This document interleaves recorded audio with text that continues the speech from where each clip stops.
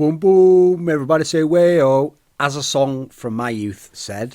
But instead of saying way-oh, how about say EO and say boomio? So I can let you know about Boomio, a service which sponsors this channel, but which features premium content from some of the world's top pro players updated on a weekly basis. You can go and see video content from Fallen, Legendary Orpa, Shocks, all-time great rifle player and clutch master, Hiko, legendary NA lurker, Scream, headshot machine, one-tap god from Belgium, Adren, former player of Inspired by Power who wasn't banned. That's pretty good, right? So NiP, okay, so Boomio, like a fantastic concept. NiP, flawed concept, because the concept that NiP has for their team at the moment, as I outlined in my article recently regarding them changing out Pitt in favor of Draken, is to always keep the same four, the core players that were there from the beginning, and change out the fifth player each time they feel as though he's not meeting the role that they want to play with, or they're just sick of playing with him, or they want something new in the team. Now, this approach on surface is flawed in as much as you look at the players they've removed, and a lot of them weren't playing badly. They weren't playing the worst in the team. Some of them were doing their jobs, and sometimes NiP was good with those players. But one thing that is correct is that NiP as a team has never been at the level they want to be at. They want to be consistently a top 1, 2, or 3 team in the world, and arguably the only team they really managed that with a new fifth was with Makalele, and even then they tried bringing him back again. I mean, he came back admittedly as a stand-in, and they did have a bad tournament. They had the iOS Panamera tournament, and they apparently didn't get along with him or just didn't want to play with him as a player. So in general, if their goal in removing these players is to increase their level and get to a higher level, removing and replacing the fifth player every time and addressing that and bringing in a new player, sure, it can give you a different look, it can give you a bit of motivation, a bit of a spike in that sense, something fresh. Teams have to adapt to you. You have something new to use in your team, but it's not really addressing the systemic issues within the core four, that they have their own problems. Because you look at the concept of keeping those core four and asking, can this be a world number 1 team? And you got to look at the star players. Look at Get Right and Forest first, okay? Get Right, Forest, they're the stars. They've been one of the best 1-2 punches in the history of Counter-Strike. Problem is, they haven't been one of the best 1-2 punches in CSGO since about the middle of 2014, if we're being fair.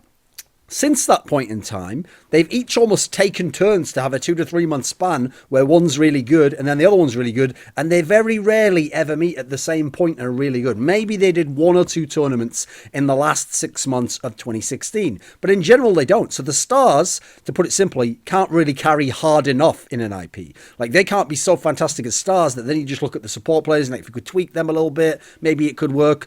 Then you go over to the support players, Exist and Freiburg, you look at them, then they aren't near to good enough. I mean, they have too many low games. They have too many games that they just don't contribute in, that they can't even facilitate the rest of the team.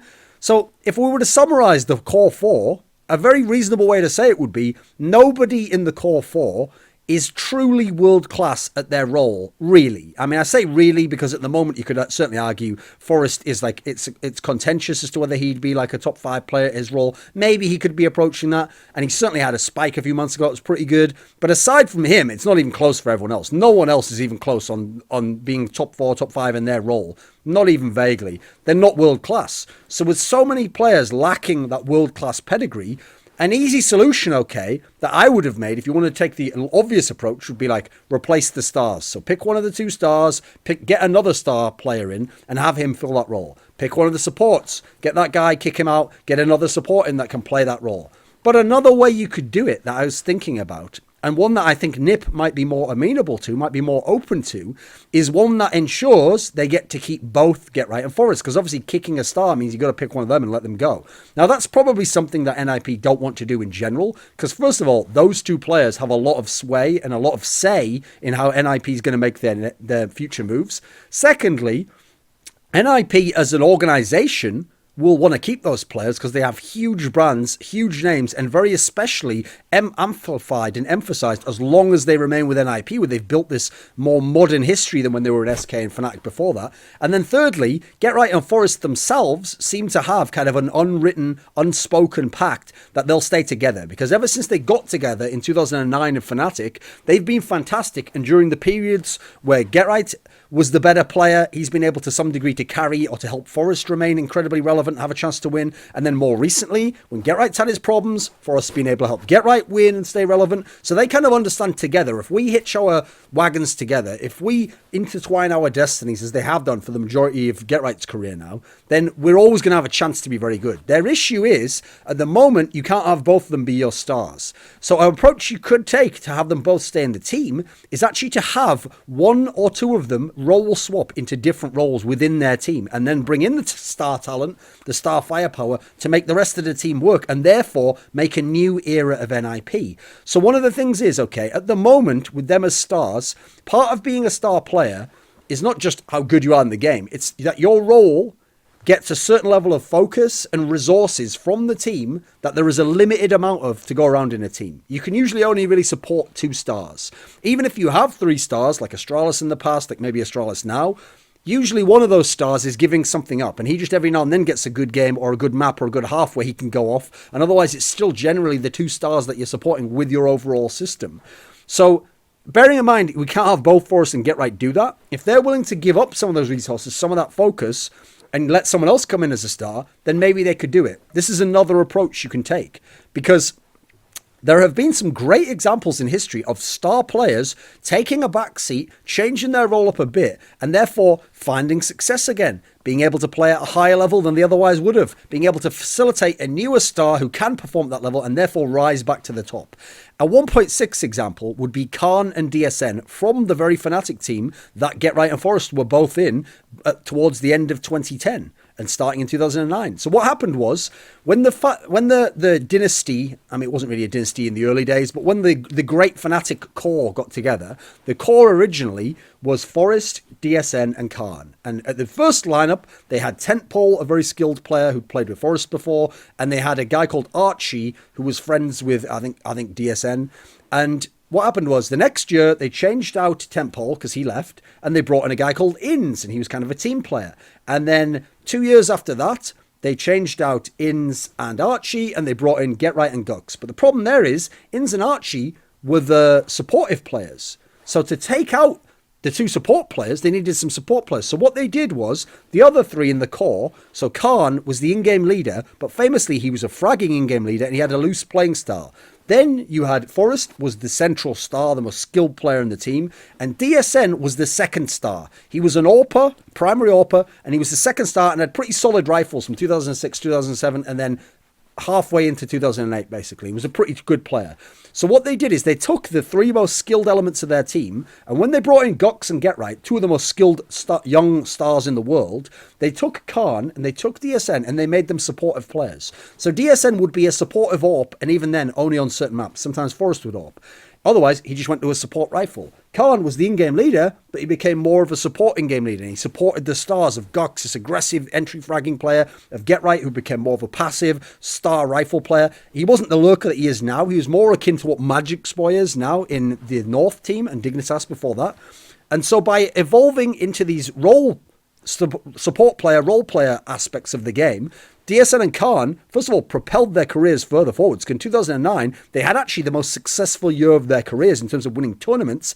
It allowed them to remain an elite level team for a couple more years. And they kept this principle going in future lineups when Get Right and Forest left, because they brought in Exist, they brought in Freeze, they brought in these other players, and were able to work around those guys and make themselves still a successful team and have some success, even if it wasn't always much.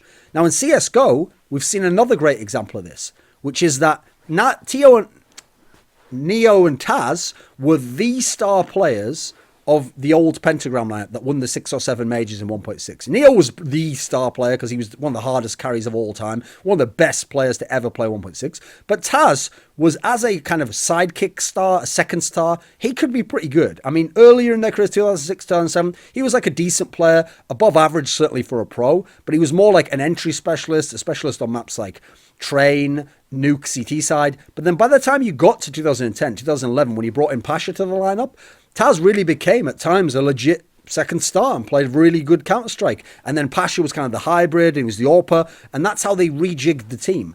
But you came into CSGO, Taz early on was actually the best player in their lineup. I mean, they didn't have Stacks and Bialy at the beginning. They just brought over their 1.6 lineup.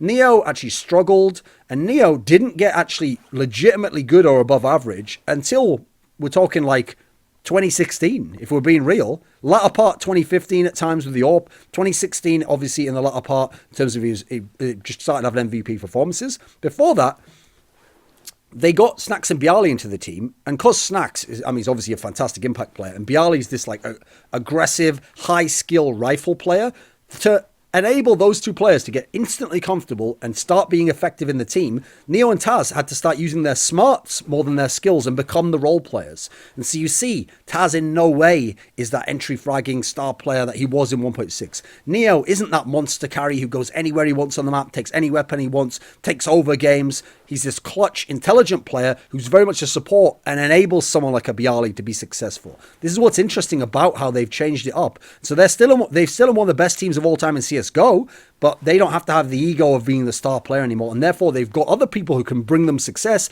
and they can bring success to those stars by facilitating their greatness.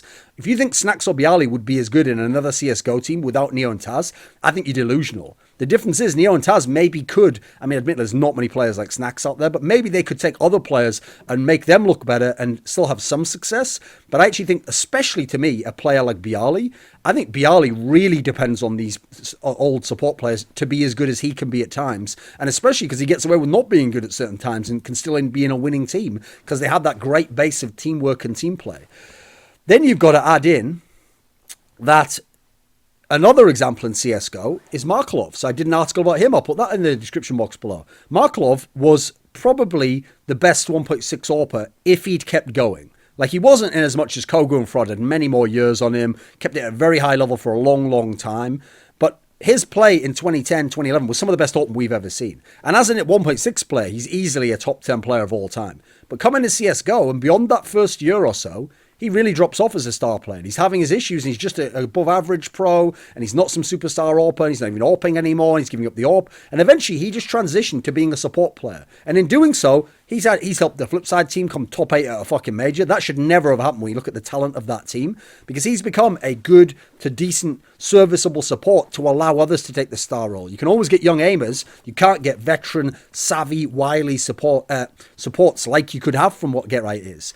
If you want to look at a less extreme example in terms of what Forrest could do, since Forrest is still playing at a very good skill level, he could swap out a la what Dupree did for Kirby in Astralis, where he takes a different role, but it's still a role that can have a skill impact, and therefore Forrest can still use his talent, but you now can get in 2 stars to NiP, and now you could really be cooking gas. Imagine you got in Olaf Meister and Dennis, like that rumor a few months back when the Godset swap happened. Now, if you swap Get Right in a more of a supportive role, and Forrest's more the 3rd star, depending on the map, this is where he's going to go off, and hybrid ops, now you're really cooking with gas, and you might have a real dangerous team when you add in the team play core of having 3 of them that have all played together for a long time, and then some really skilled other players who they can facilitate and make great. So to me, that would be the approach. It would be actually, I personally still think kick a support and get someone else. But if they don't want to do that, if they want to retain Neo and want to retain Forrest and Get Right, then the approach to me is kick one of the supports, Exist or Freiburg, get in some stars, 1 or 2 stars, so you have more firepower, potentially younger guys, so they can be the future of the franchise in the same way that Get Right was going to be the future of the franchise, and Forrest took a little bit of a back seat so that he could be the star in 2010. Then Get Right, make him more of a support player. He can still use all his clutching, all the rest of it. We've seen from MBK, Zipnix, you get your chances to clutch. He could be a fantastic support player in that sense with his brain and how to play the site. Then you get Forrest, you put him as the 2nd or the 3rd star, have someone else be the superstar of the team, twist perhaps. Now, in this world, you can start to see how that could be a new era of NiP, but a very dangerous new team, and a team that people wouldn't want to fuck with, because it's like in Virtus.pro now, when Neo and Taz are your 4th and 5th best players, you could fuck some teams up. You could be so dangerous, and when your team goes off, you could dominate. So that's the interesting thing, because my question for NiP, when you consider this as another option, is, does NiP want to win, or do they only want to win on their terms? If they want to win, they got to do what's necessary to win. And this is radical, but it could make them a number 1 team. If they only want to win on their terms, they only will win on their terms. And they'll win a few tournaments every now and then, or maybe 1 in a year. And they'll have big runs that don't even win them titles. And they'll be flustered and frustrated. And they'll blame each other, or even worse, they won't blame each other. They'll blame the 5th player and they'll kick him. And this whole cycle will repeat itself again and again and again, as it has over and over again. And if you want to break out of the cycles that you're in, that NiP's stuck in, and improve your game and change up your role and understand the game at a better level, facilitate your own greatness, maybe go to Boomio, where they've got all these guides from pro players like Shocks. Hi, this is Gertrude and you're watching Thorin's YouTube channel.